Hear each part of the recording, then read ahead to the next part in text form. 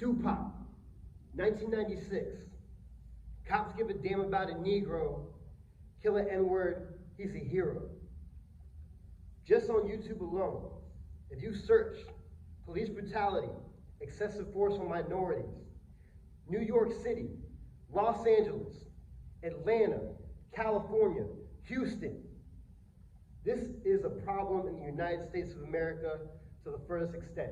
If Tupac was bringing this up in 1996, why are we still dealing with police brutality, excessive force of police in 2021? Today, we'll be speaking on excessive force, police brutality, and the solutions that we feel that we can do to fix it with minorities in America.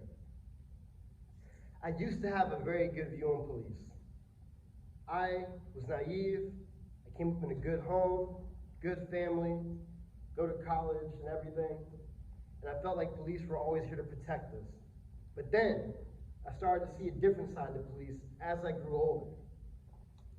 I started to see my friends get ripped out of cars, even when complying, had guns drawn on them, being racially profiled just because of the color of their skin or for what they were wearing.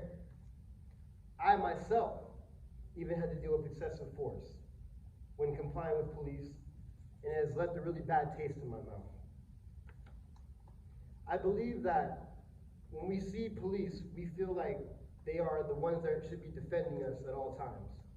But what happens when the people that are defending us, the people that have to protect us, are fueled of rage and evil can come into their hearts? I don't feel that there should be 10 cops on one man. That is excessive force, no matter how you put it. There should not be a reason that 10 police officers should have to hold down one man. Last time I checked, these were human beings. We weren't dealing with the Incredible Hulk.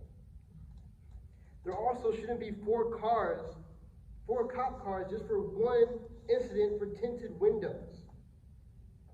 When you do your research on why these things escalate, it really is something that can just be, handled with love, care, compassion, and even a conversation. But yet, these things get escalated to a very dangerous level. Even for the recent times with George Floyd, Derek Chauvin, a police officer that murdered him, his trial is now, according to the Breakfast Club, about to be taking place 10 months after the murder of George Floyd. 10 months. To me, that is ridiculous, and that is very hurtful and very painful. Because anyone else that would have murdered anybody else would have been in jail immediately, within that month. Trial, just like that, very fast. But this police officer, 10 months. And there's 6 witnesses that even witnessed this monster killing somebody. 6 witnesses. I feel like there's a bias going on right there. There has to be ways that we can work our way around this. I feel like we should start with love, not force, and we should find other options that aren't lethal to discipline citizens of America. I'm not saying that all cops are bad. I'm only speaking to the crooked and to the corrupt. I understand that we do need law enforcement to create a well-civilized society. But we can't be naive to the fact that any type of organization can be infiltrated by hate and by evil. The justice system, school systems, it's all around us. The police system is no different. Yeah, police are a part of that. And police are also a part of the problem. But we need to find a different way. So if you feel like excessive force was an issue, wait till you hear about the police killings on minorities in America.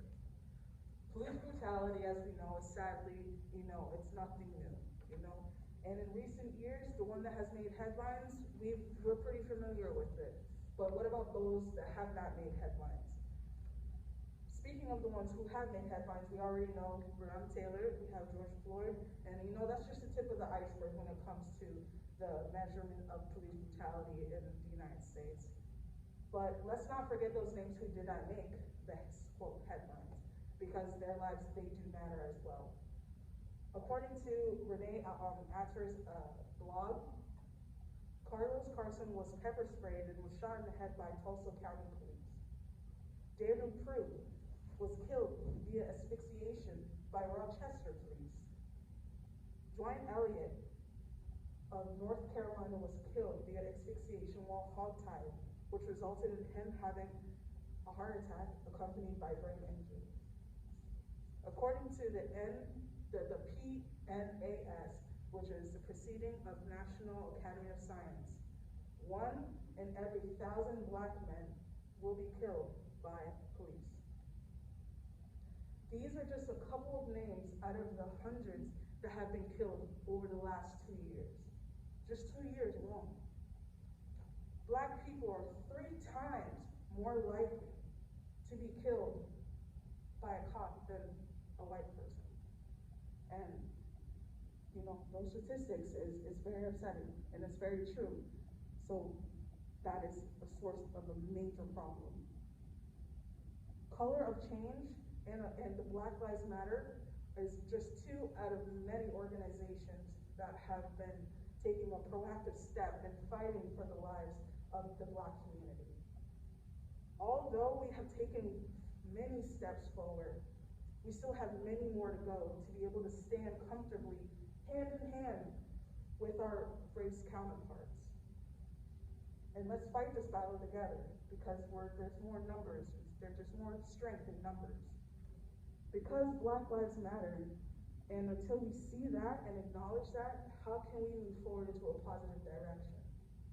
I myself has been victim of, racial profiling. Growing up in South Florida, it was a very big melting pot. But that doesn't say that there are some shady and, different view-minded people there. I got in trouble in high school, per se. It was not my specific fault, but just because that majority of the people who got in trouble were Caucasian, were white people, they were literally saying that I was the main one who was cause of this situation, which it entailed drugs, but I didn't do no wrongdoing. Just because of me being Black, they handcuffed me and they threatened to expel me. So, yes, I was not killed. Luckily, I'm here to be standing here today, but we need to stop racial profiling. That's when we actually take accountability and hold those accountable and know that just because I am Black does not mean I am a threat to you. Solutions.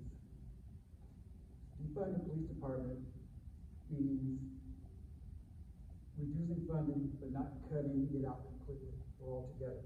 Track the problem by having several private and nonprofit groups begin keeping track in their own databases.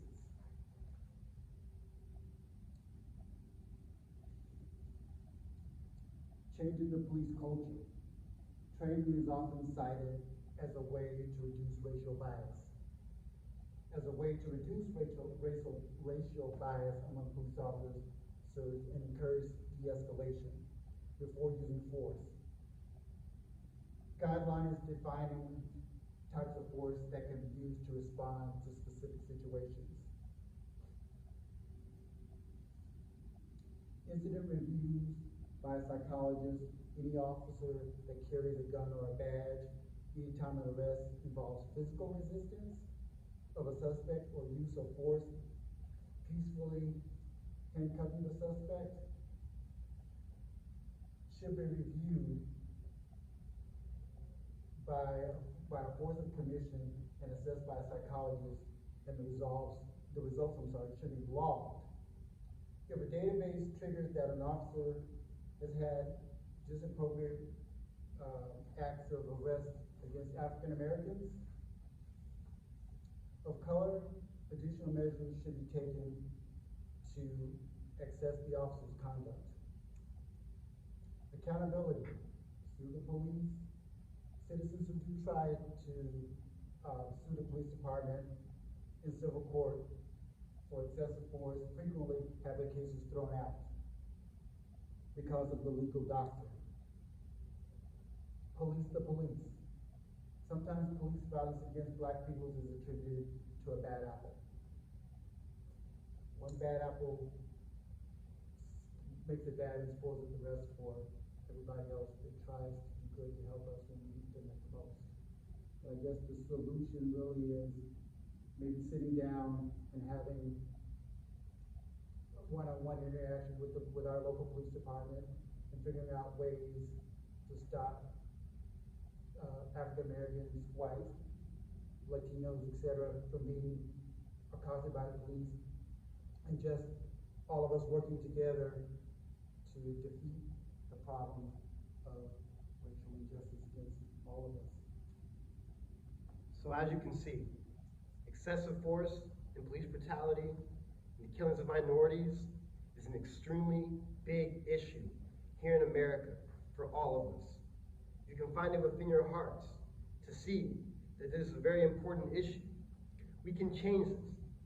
No amount of speeches that have been done, no amount of rioting, no amount of peaceful protests has ever been able to make a big enough wave to stop this nonsense and the senseless killing that's going on with minorities in America.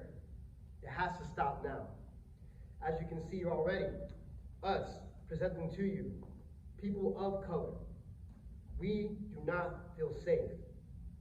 My good friend here says that she felt she could have been killed. I myself also shouldn't get PTSD, even when I'm not doing anything illegal. When a cop drives by me, or when a cop is driving behind me, I should feel safe. But it's not us against them. We all need to work together. We're us as a human race, fighting the same battles for a good, prosperous life. It doesn't have to be us versus you, black versus blue. Let's just all come together and make a better world for our children and for everything else that comes with it. And as far as the solutions goes, that'll be up to you.